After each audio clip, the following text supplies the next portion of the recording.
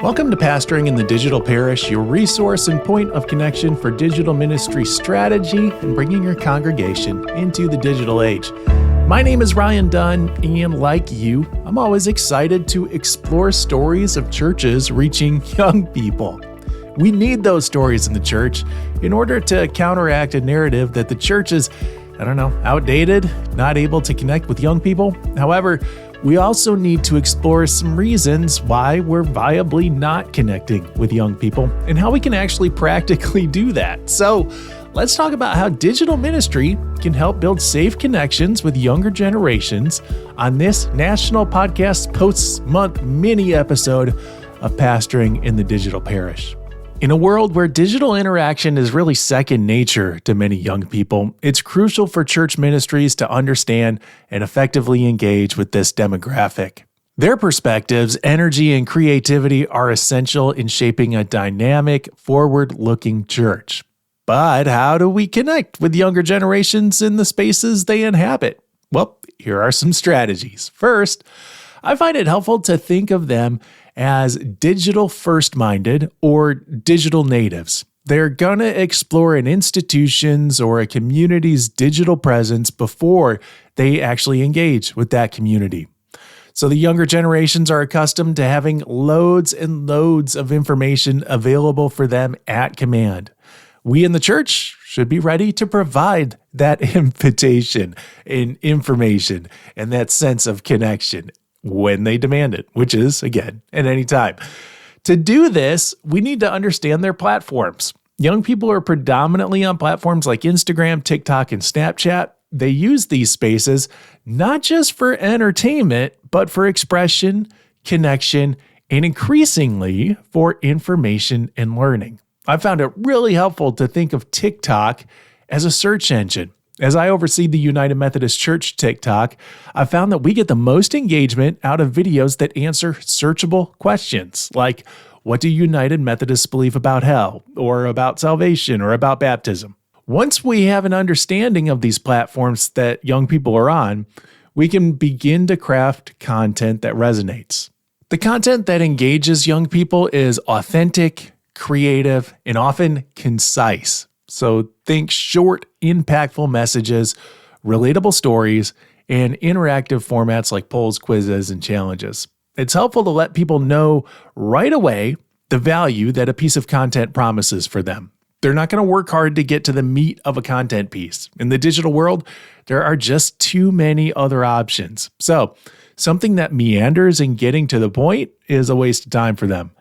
I have an in-house test subject in my 16-year-old son, and he's a great resource and offers good suggestions. We can't overlook involving younger people in our content creation.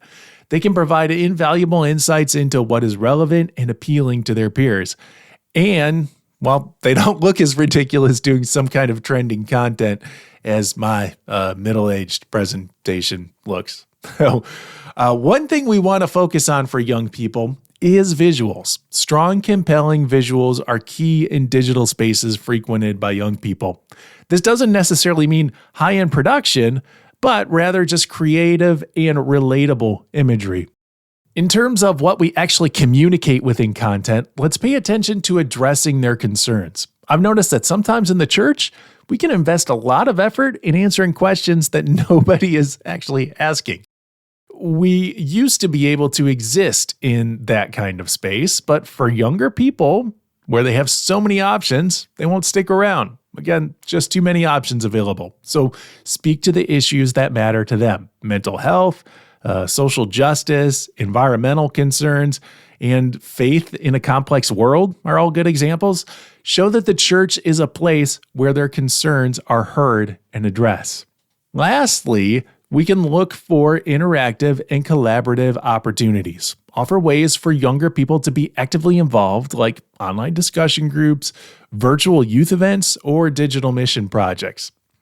Now, when we're working with young people, we want to keep in mind that this is a vulnerable audience. We need to address safety, including safety in digital spaces. I think it pays to develop a really comprehensive plan, but a few things to keep in mind regarding digital safety include 1. Setting clear guidelines. Establish and enforce clear guidelines for interaction on your platforms. This includes respectful communication, privacy norms, and boundaries for sharing personal information. 2, engage in some moderating and monitoring. So monitor your digital platforms. Swiftly address any inappropriate behavior, any bullying or abuse.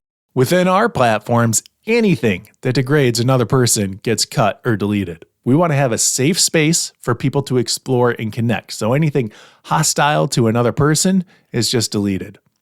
3, educate on digital safety. Provide some resources and education for young people on how to stay safe online.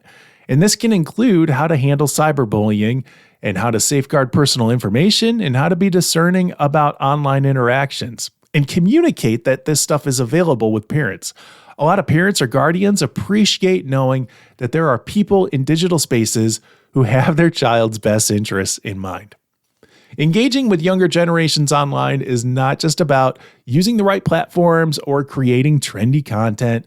It's really about building genuine relationships, understanding their world, and providing a safe, supportive space where they can explore and grow in their faith. As we wrap up this mini episode, I hope you'll remember that your digital ministry has the power to shape the faith journey of a new generation. Join us again as we continue our month-long exploration of building your church's digital ministry strategy. In the meantime, hit subscribe, drop a rating, or listen to another episode. They're only like 6 minutes long this month. Pastoring in the Digital Parish is brought to you by Resource UMC, the online destination for leaders throughout the United Methodist Church. Visit often to find ideas and information to inspire United Methodist leaders throughout the connection, including ways that you can build a comprehensive digital ministry safety plan. May your efforts to connect with younger generations be blessed with creativity, understanding, and meaningful interactions. Talk to you soon. Peace.